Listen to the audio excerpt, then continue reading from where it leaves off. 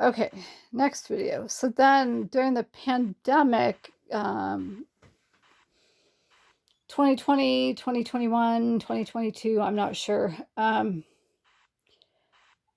went to Safeway with Glenn Chappell in tow or whatever. He was sit out in the car and I went into Safeway and there was not Mark Flomenhoff, but the other Mark from Gervais in Saratoga. And it was just very odd that he was in Safeway and he had gained a lot of weight because I guess like he got involved in the pot industry in like Monterey area. And that connects back to the mob, Herbert Felon, my Red Book family. And that explains why Mark from Gervais knew my entire story with me not having said a word. Or not my entire story, but like, he knew the whole Richard and quote unquote Karen story without me having said a word. And so definitely that whole pot thing up in Monterey tells me that like there's a big connection between him and the mob, Herbert, my Red Book Republican family. Yeah, and when I met Mark at Gervais, at some point he told me that his parents were from Michigan, and I never volunteered the fact that my dad was from Michigan or that my dad's side of the family is from Michigan. I never said a word about that. So for Mark to have said that his parents were from Michigan was a big clue to me.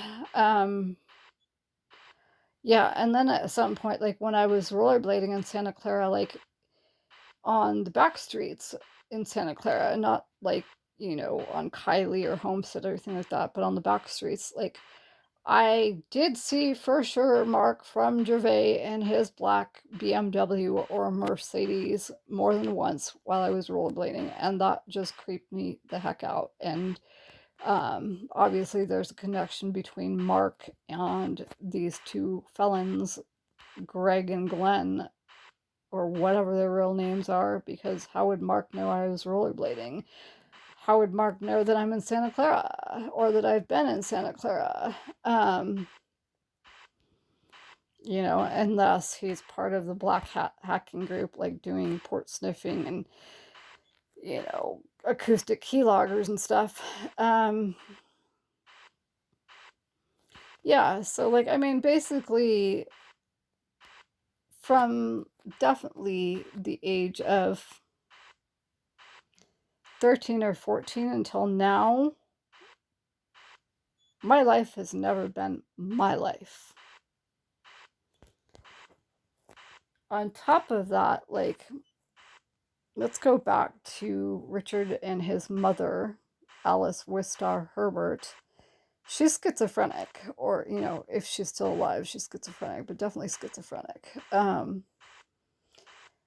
And on medication for it, which, like, she didn't take her medication, like, her doctor put on a little bottle or whatever. But, like, I'm not going to condemn her for that because a lot of us don't do medication properly. Like, I have asthma.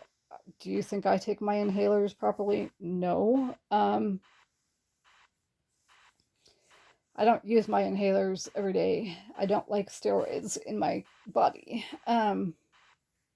I only use my inhalers when absolutely necessary. So there you go.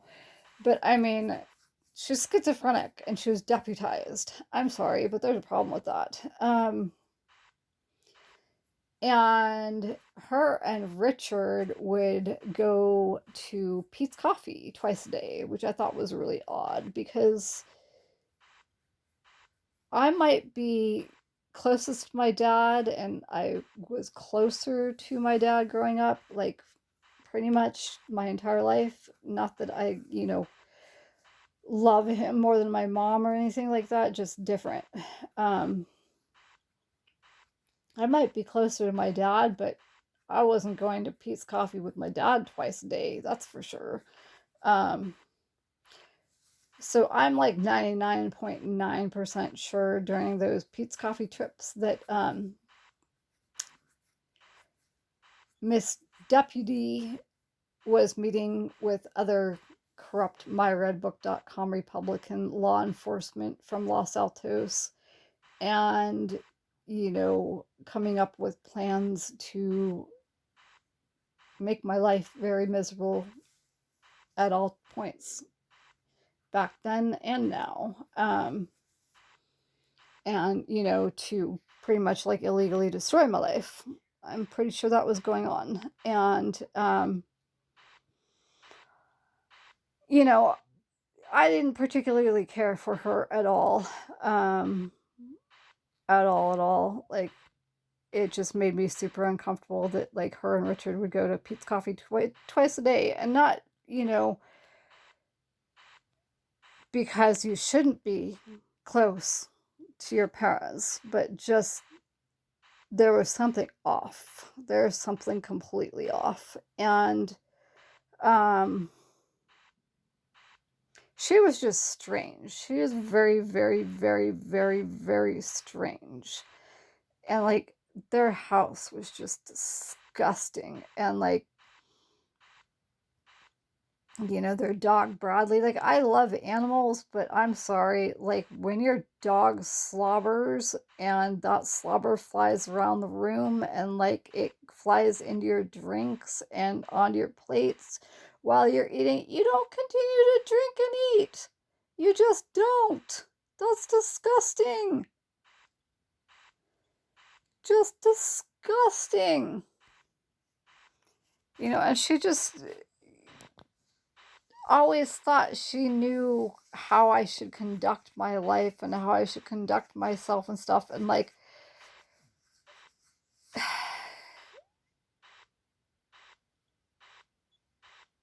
she just, ugh, yuck. That woman, ugh, I'm sorry. I just can't like her. I couldn't like her. And her husband, oh, what an absolute creep. Um, yeah, so like I mentioned, I'm infertile and I always have been. And, um, there's pretty much only one way that a child could have been put into me, and that's to have been rohypnoled and, or to have their cousin who like is a nurse or whatnot, like, knock me out with whatever drug she had or whatever. I don't know. But like, and put some embryo or something from Lee in me or something. Like, I don't know, because Lee supposedly has lupus, which I don't buy for a second. And oh yeah, there you go. Here's another connection. So UC Davis, Simon Pitfield, his mother supposedly had lupus, but like I didn't buy for a second that Lee Thompson Herbert ever had lupus or has lupus. But yeah, like, I don't even want to talk about this. Like, I might just have to like skip this part and like move on to other stuff. And one of the things that I learned at the Rape Crisis Center in Burlingame is that I don't have to talk about things that I don't want to talk about, and I can tell people that. So if you have a problem with that, too bad. Too bad. If I tell you I don't want to talk about it, then you need to respect that. Yeah, but the husband, George Herbert Sr., total freaking creep. Total freaking creep. Just chomo to the max. If you get my drift.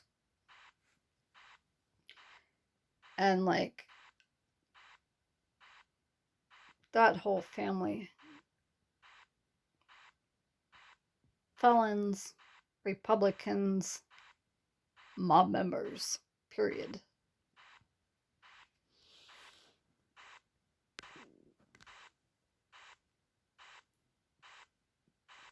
Yeah, and I think, like, if I recall correctly, I know that Alice Wistar Herbert, like, didn't like me. I know that. Like, I didn't like her either. Like, it was a two-way street. But at some point, she, like, gave me this book. My dad always gave me books. That's fine. But, like, the book that she gave me, it was just like, give me a break. Like, I mean, basically, here's a woman who has schizophrenia, and, like, she's trying to diagnose me because I don't wanna have sex with her son or whatever, and, like, I don't wanna be a part of their family. Give me a goddamn break. She was a creep. Total creep. Didn't like her at all. I didn't like any of their family. But yeah, so let's move on. Then there was a day that I think I was in Belmont. So I always wondered, like, I went into the liquor store in Belmont to buy like a Monster Energy drink or something. And the person that I paid for that drink or whatever I bought that day brought up the time when I was in La Jolla with Richard and he had gone out to bag some type of, like, I think he went abalone diving or something, and like Fish and Game came up on him, which was just really strange because, like, he's gotten away with a lot of crimes. He's a major felon. Um, Fish and Game came up on him and gave him like a citation for having too many abalone. A lot, a lot, a lot. And so when I was in Belmont, California that day, like the guy that I paid brought up that day when he had been issued the citation for the abalone, and it was just like, okay, how in the hell does this person that I've never met ever, ever, ever, ever, ever, that's at a liquor store in Belmont know about that situation? Right around that same time frame, though, same day, same hour, I saw the vehicle of Jeff Feinberg pull up at the donut store right next door to that liquor store. So, yeah, there's another connection for you. Something fishy going on with that for sure. By the way, so I guess the cousin of Jeff went to UC Davis, and Jeff's aunt was a librarian, and I was told she was a librarian at the Sunnyvale Library. And I was over at her house for the cousin's birthday or something. I don't remember, but we were over at her house, and so I was under the impression she was a librarian at the Sunnyvale Library. So I go to the Santa Clara Library one day, and I'm not paying attention. I walk up to the desk to inquire about something. I don't know what it was, and I look up, and Jeff's aunt was working at the Santa Clara Library. Not the Sunnyvale Library, but the Santa Clara Library. We managed to be civil towards one another. At least we were civil for then. I think I came back maybe a month, 2 months, 3 months, 4 months, I don't know, later, and I went to use the computer to get evidence off of it, so I wasn't using my own computer. And I decided to go outside to the duck pond for a little while to take a break. I came back and there's like a swarm of cops around the computer that I had just gotten the evidence off of. Guess whose aunt wanted to protect her little nephew? And yes, Jeff was a myredbook.com person as well. There's evidence of that on sites like PipFi or pip.fi or whatever. Oh, yeah. So the best friend of Jeff, or one of the best friends of Jeff, his name was Greg, and Greg was the assistant or the VP of a company. I don't know what company, but Greg lives in Southern California, and he has a daughter named Katie. And like me, Katie started out playing AYSO soccer, and that at age 9 did AYSO and CYSA just like me, and then switched completely over to CYSA when she was 10, just like me. And Greg's wife attended UC Davis.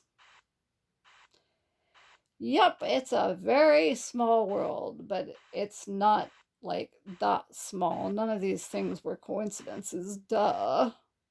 Um, yeah, so I literally have never had a life of my own. Never.